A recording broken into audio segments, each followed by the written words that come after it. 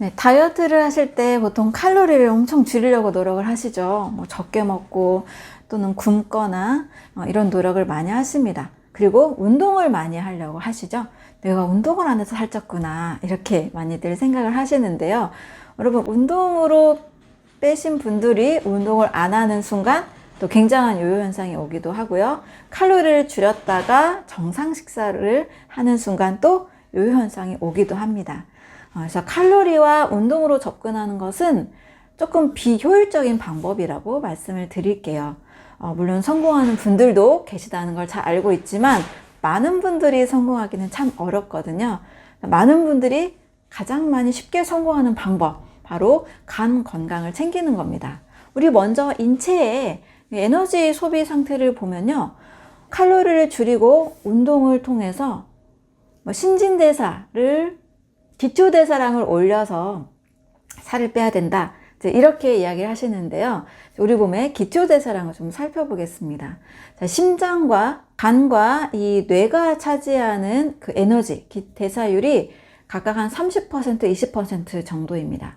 또 심장과 소화기관이 약 20% 정도고요. 골격근이 차지하고 있는 게 20%, 그리고 나머지가 한 10% 정도를 차지하고 있는데요. 여러분, 골격근, 근육을 강화시켜서 몸의 에너지 소비를 올린다, 20%밖에 안 됩니다. 또 근육을 늘리는 것이 보디빌더들도 굉장히 힘들고 오래 걸리는 일이라고 하거든요. 자, 그렇다면 무엇에 가장 초점을 맞출 것인가? 바로 우리 몸의 소화기관과 또 간, 이쪽에 신진대사를 올리는 것이 조금 더 빠른 방법이라고 할 수 있습니다. 다이어트가 할 몸이 됐다는 것은 일단 몸속에, 또 체지방 속에 지방이 많이 쌓인 상태입니다. 지방을 분해해야 되겠죠. 이 지방을 분해하려면 지방 분해 효소도 많이 만들어져야 되고, 지방 분해 효소를 만들어내는 그 화학 공장인 간이 튼튼해야 됩니다. 그래서 근육을 늘려서 살을 빼겠다라는 접근은 첫 번째로는 굉장히 어려운 일이 되는 거고요. 또 보디빌더도 힘들 만큼 운동을 많이 해야 되는 부분입니다.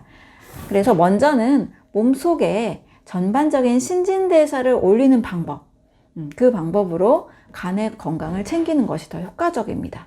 같은 조건에서 운동이 얼마나 효과가 있는지를 조사한 연구가 있었습니다. 간호사 건강 연구인데요. 무려 2만 명을 대상으로 운동그룹과 비운동그룹을 조사를 했습니다. 식단은 똑같이 제공하고 운동을 했느냐 안 했느냐의 차이만 봤는데요. 그 차이가 0.4kg 밖에 되지 않았습니다. 생각보다 많이 좀 어려운 접근이죠. 그래서 운동으로 또 살을 빼신 분들은 또 나중에 운동을 조금이라도 좀 멈추는 순간 요요 현상이 오기 때문에 저는 몸속에 간의 기능을 중심으로 하는 소화기관이 차지하고 있는 신진대사율을 올리는 것이 훨씬 더 빠르다. 근육만 강화시키느냐, 그게 아니고 몸 전체의 신진대사를 강화시키면 여기에서 사용하고 있는 에너지가 굉장히 많다고 했죠. 그래서 에너지가 전반적으로 사용이 되고 소비가 됩니다. 그래서 다이어트의 중심에는 역시 신진대사를 올리는 것, 골격근을만 올리는 게 아니고 몸속 신진대사를 올리고 또 간 기능을 올리는 것, 이것이 가장 중요한 포인트라고 할 수 있습니다. 네, 몸속에 들어온 독소를 해독하지 못해서 염증이 되고 여러 질병이 시작이 되는데요. 바로 간 기능 그리고 간 해독력을 빠르게 상승시키면 예방을 할 수가 있습니다. 간은 엄청난 해독작용을 한다고 했는데요. 우리 몸의 약 70% 정도를 해독한다고 했습니다. 간 해독에 있어서는 2단계로 작용을 합니다. 우리가 빨래를 할 때 애벌 빨래를 하고 그 다음 봄 빨래를 하는 경우가 있죠. 너무 찌든 때가 있을 때. 이것처럼 1단계는 독소를 변형시키는 단계, 그리고 2단계는 독소를 배출하는 단계입니다. 자, 이렇게 독소를 변형시키는 단계에서는 무엇이 필요하냐? 아주 고급 영양소들이 필요합니다. 이 영양소들은 비싼 건 아니에요. 네, 바로 비타민 A나 비타민 C나 비타민 E 같은 항산화 비타민들이 필요합니다. 그리고 비타민 A, C와 다양한 항산화 물질들이 간에서 독소를 해독하는 사이토크롬 P450이라는 이 효소를 자극합니다. 그래서 독소 배출이 아주 잘 될 수 있도록 도와주는데요. 비타민 A, C, E도 서로 또 상호작용을 해줍니다. 예를 들면 비타민 C는 비타민 E가 산화하는 것을 막아줍니다. 그리고 비타민 C가 만약에 산화가 되면 몸속에 있는 또 글루타치온이 이것을 재생시켜 줍니다. 글루타치온 영양 뭐 이런 거 많이 좀 들어보셨을 텐데요.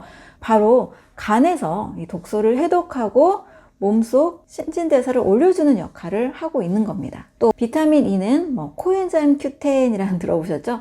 코엔자임 Q10이나 알파리포산, 또 글루타치온 재생에 도움을 주는 역할을 합니다. 자, 비타민 A다, 뭐 C다, E다 이런 것들은 사실 우리 자연에 있는 음식에 많아요. 뭐 사과나 포도나 귤이나 딸기, 그리고 채소로는 뭐 양배추나 브로콜리의 설포라판 이런 성분들이 독소 변형에 도움이 되는 성분들입니다.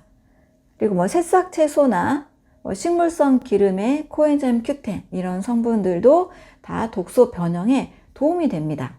그래서 고급 뭐 비싼 그런 보양식이 아니고요. 간에 좋은 음식은 우리 일상에 있는 과일과 뭐 채소, 새싹 음식에 다 들어있는 거죠. 자, 두 번째 2단계로 독소 배출 단계인데요. 이 독소 배출에는 글리신이나 글루탐산이나 시스테인 같은 아미노산들이 필요합니다. 네, 이 아미노산들은 녹황색 채소에 있는 단백질로도 공급이 될 수 있고요. 콩 단백질도 공급이 될 수 있습니다. 또 몸에 염증이 많이 없는 분들은 계란이나 생선류에 이런 소량 동물성 단백질도 도움이 될 수가 있습니다. 결국 간에 좋은 이 독소 해독의 1단계와 2단계를 도와주는 음식들은 비싼 간 영양제를 먹어서가 아니고 일상에 채소, 과일들을 충분히 먹음으로써 이 간 해독을 도와줄 수가 있습니다. 그래서 만약에 밥이나 빵이나 고기나 우유나 가공식품을 너무 많이 드신다. 그러면 이제 과일, 채소 성분이 부족하게 되잖아요. 그래서 이럴 경우에 몸에 이제 지방이 쌓이게 되고 또 만성피로, 면역력이 떨어지는 원인이 되는 겁니다. 그래서 일상에 흔하게 보이는 과일, 채소 성분들을 또 새싹 성분들을 많이 활용하시면 도움이 되겠습니다.